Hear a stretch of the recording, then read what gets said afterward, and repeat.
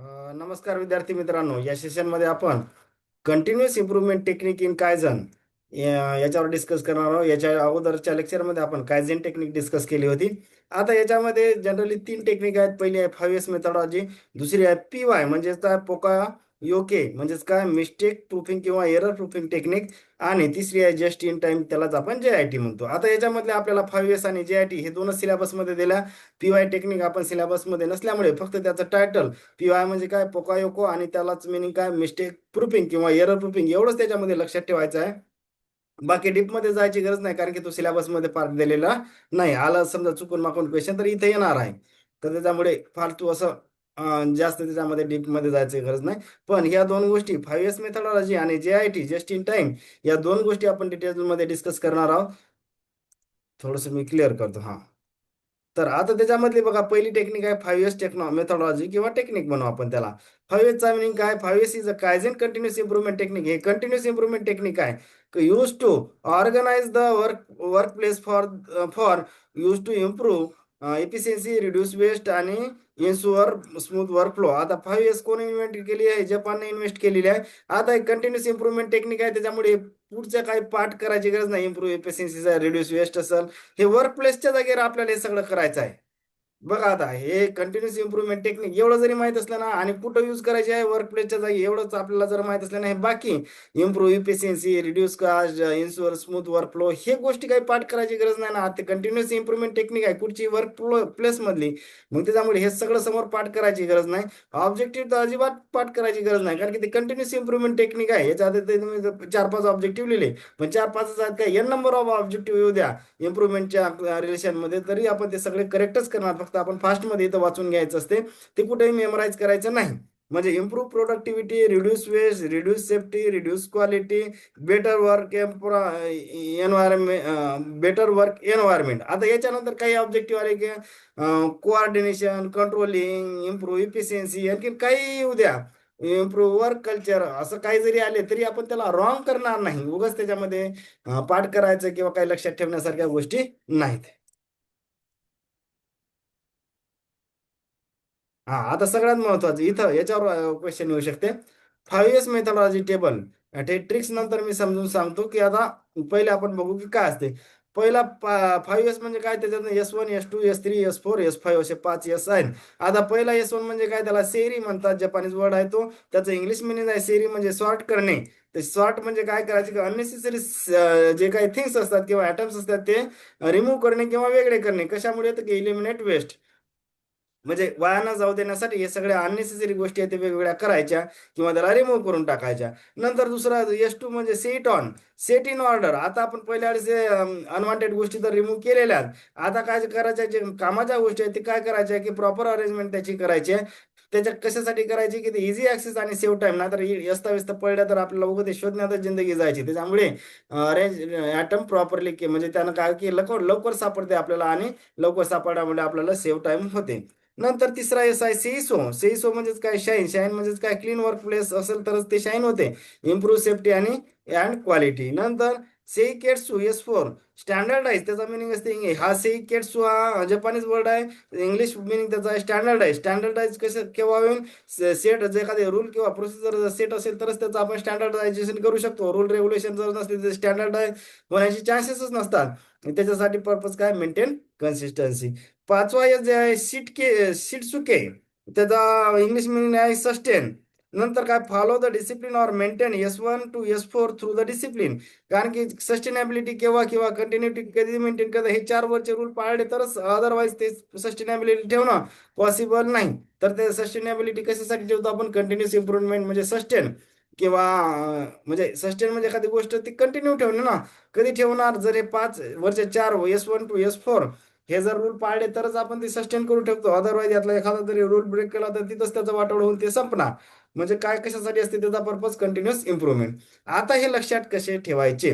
आता बघा, हे आपल्याला चुकून आलं की S1 मध्ये काय सेरी आहे का, S2 मध्ये सेईटॉन आहे का, S3 मध्ये सेईसो आहे का, S4 मध्ये सेईकेट्सू आहे का, S5 मध्ये शिटसुके आहे. हे कसं लक्षात ठेवायचं? कारण की ते शब्द तर आपल्या ओळखीचे नाही, आणि त्याचा हे इंग्लिश मिनिंग कळेल आपल्याला, सेरी म्हणजे सॉर्ट.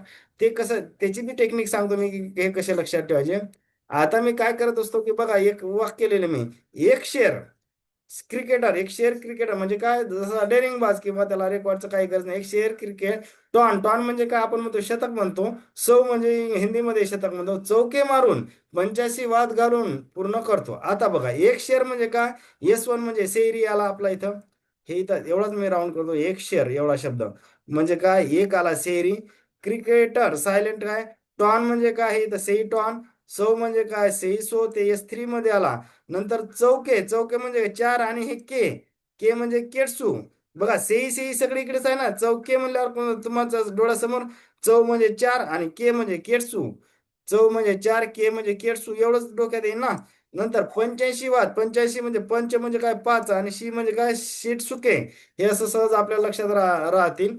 आणि हे कसं लक्षात ठेवायचं शॉर्ट, हे पण बघू. थोडस मी याला क्लिअर करतो.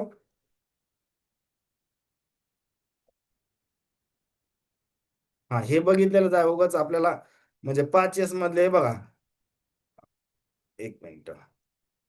पहिला एस वन स्वार्ट होता, दुसरा सेट ऑर्डर होता, तिसरा शाईन होता, चार स्टँडर्ड जायचं, आणि पाच एस म्हणजे काय सस्टेन. हे आपण बघितलेलंच आहे पहिल्या स्लाइड मध्ये, त्याच्यामुळे इथं काही डिस्कस करू नये. थोडस मी आणखी क्लिअर करतो, पुढे बघू. हा, आता हे मिनिंग कसे लक्षात ठेवायचे बघा. आता पहिला एस वन काय होता आपला, सॉर्ट होता. दुसरं काय होतं की सेट करायचं ऑर्डर नुसार. बघा ना, इथं हे, हा बघा, सेट ऑन मध्ये काय सेट इन ऑर्डर आहे. आता इकडे आलो आपण. हा, सेट इन ऑर्डर इथं. नंतर तीन मध्ये तिसरा एस काय होता, शाईन होता. चार काय होता, स्टँडर्ड, आणि पाच म्हणजे काय होता, सस्टेन होता. आता मी काय लिहिलं इथं की visual tricks for 5S methodology. Imagine एक मेसी रूम आहे. मेसी म्हणजे काय, गोंधळ म्हणजे त्याचा असं अस्ताव्यस्त पडलेली रूम आहे. आता गेल्या गेल्या काय करणार आपण की त्या अस्ताव्यस्त रूम मध्ये गेल्यानंतर काय करणार की पहिले सॉर्ट करणार. अननेसेसरी आयटम आपण काय करणार, त्याच्यातले सॉर्ट करणे म्हणजे काय, अननेसेसरी गोष्टी फेकून देणे. मग त्याच्यात काय, रिमूव्ह अननेसेसरी आयटम. एक आपण काय केलं, उदाहरण लक्षात घेतलं की मेसी रूम. मेसी म्हणजे काय, जे मेसी रूम म्हणजे काय, जिथं अस्ताव्यस्त पडलेली आहे, नुसता फार पसारा पडलेला आहे की कुठंच काही प्रॉपर नाही, कुठेही काही पडलेलं आहे, तर त्याला मेसी रूम म्हणतो आपण. आता पहिले काय केले आपण, सॉर्ट केली म्हणजे काय, अनवॉन्टेड गोष्टी त्यातल्या पहिले आपण फेकून दिल्या किंवा रिमूव्ह केल्या. आता आता काय झालं की अनवॉन्टेड गोष्टी रिमूव्ह केल्या किंवा फेकून दिल्या, त्याच्यानंतर काय करायचं, काय सेट इन ऑर्डर. आता फक्त आपल्या जवळ रिक्वायर गोष्टी राहिल्या त्या रूम मध्ये, मग ते व्यवस्थित ऑर्डर मध्ये सेट करावं लागतील ना, म्हणून आपण लिहिलं की सेट इन ऑर्डर. आता तिसरी प्रोसेस काय, एकदा आपण ठेवून दिल्या जागच्या जागी वस्तू म्हणजे सेट इन ऑर्डर म्हणजे, नंतर काय करणार आपण, झाडू घेणार. म्हणजे त्यावेळेस काय, क्लीन करणार ती सिस्टेम, रूम स्वच्छ करणार. नंतर मेक द रूल. रूल म्हणजे काय, स्टँडर्ड म्हणजे मेक द रूल म्हणजेच काय करणार आपण की दर 2 दिवसांनी ती रूम झाडायची आहे, स्वच्छता करायची आहे. हे रूल झाला ना त्याच्यासाठी. म्हणजे मेक द रूल म्हणजे काय, त्याच्यासाठी स्टँडर्डायझेशन आपण त्याला म्हणतो. नंतर फॉलो डेली. आता 2 दिवसानंतर आपण रूल काय केला की दर 2 दिवसानंतर ती रूम क्लीन करायची, झाडून वगैरे काढायची, काही पोचा वगैरे करायचा, तर त्याला आपण मेक द रूल म्हणलं. आता फॉलो डेली. असं नाही की 2 दिवस केले आणि मग 2 महिन्यानंच गेले, तर मग आणखीन अस्ताव्यस्त किंवा मेसी रूम होईल ती. तर काय करायचं, सस्टेन कधी कधी राहील ती, जर ते रूल फॉलो केले तर. म्हणजे हे वरचे चार सेट जे रूल केले आपण, ते जर फॉलो केले तरच सस्टेनेबिलिटी मेंटेन होईल. पुढचे नंतरची मेथडॉलॉजी आहे JIT, जस्ट इन टाइम.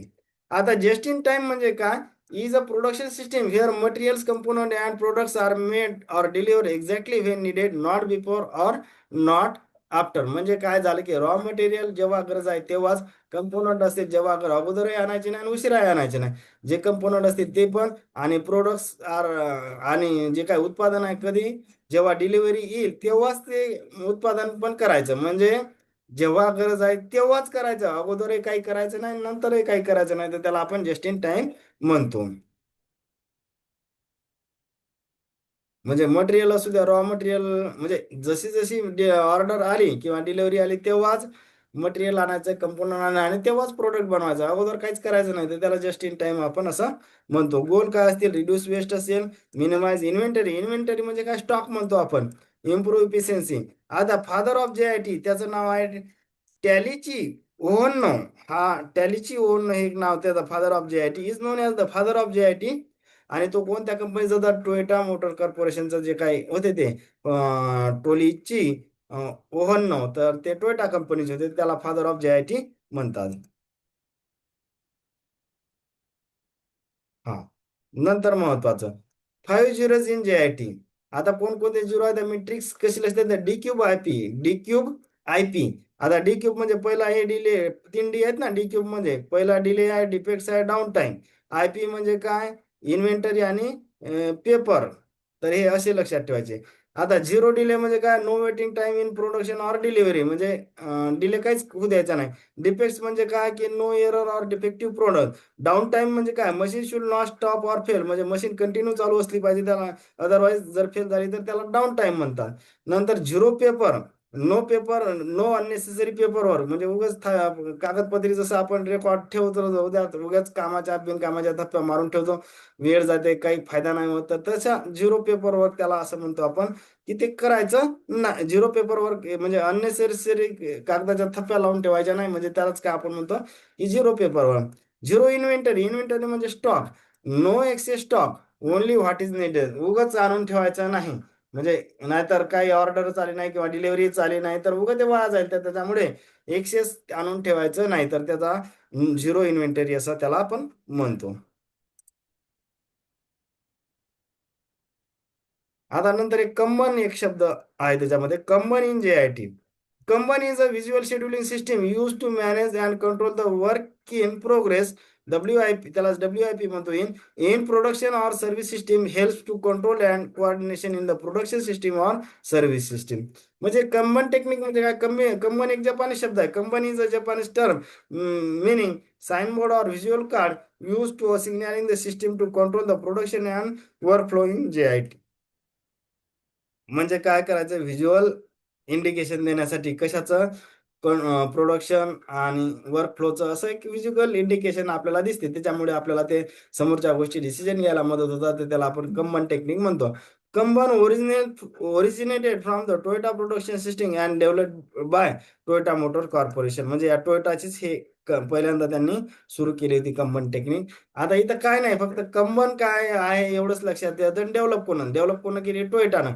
कंबन म्हणजे काय? एक व्हिज्युअल शेड्युलिंग टेक्निक आहे, use to manage and control the work in progress. एवढंच आपल्याला in production system or service system एवढं जरी, म्हणजे व्हिज्युअल शेड्युलिंग किंवा सिग्नलिंग सिस्टीम आहे, कशासाठी? Use to manage and control the work in progress in production or service system.